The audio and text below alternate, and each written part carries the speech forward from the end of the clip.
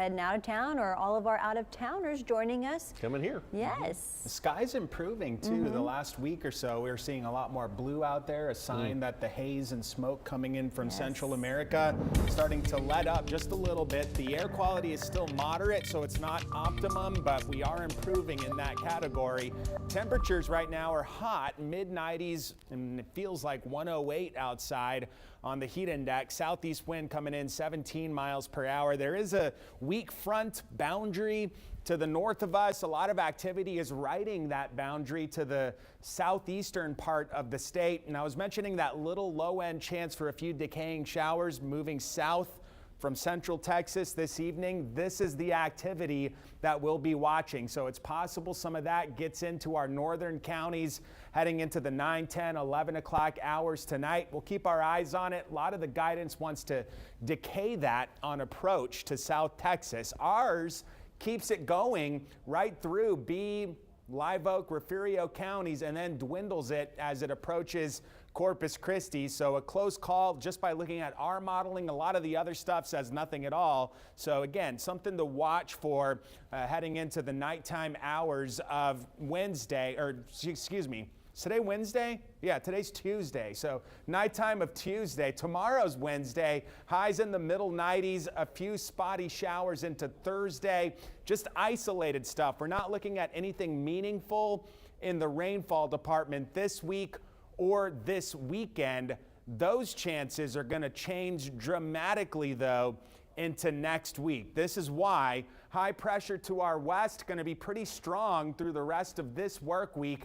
Over the weekend, this is going to split up. We're going to see one region move to the east, park itself over the southeast U.S., another region move to the west, and this gap between the two areas of high pressure going to provide a great avenue for tropical moisture to run right in to Texas. This is the moisture field now, and a lot of it currently is moving over southern Florida.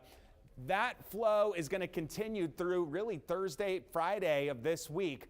But high pressure east of Cuba, this is going to be one of the players for us. It's going to move toward us, and that movement is going to nudge tons of moisture over Central America our way. It'll start to come in as early as Monday, and there will be a little chance for some broad spin in the southwestern Gulf. I'm not saying anything organizes, but if we saw something like this, the combo of the low spinning to our south, high over the southeast, both of those would be influencers to push tons of moisture our way. So we could be talking about several inches of rainfall here into next week. Trend on that would be more totals, more higher totals near the coast, less inland.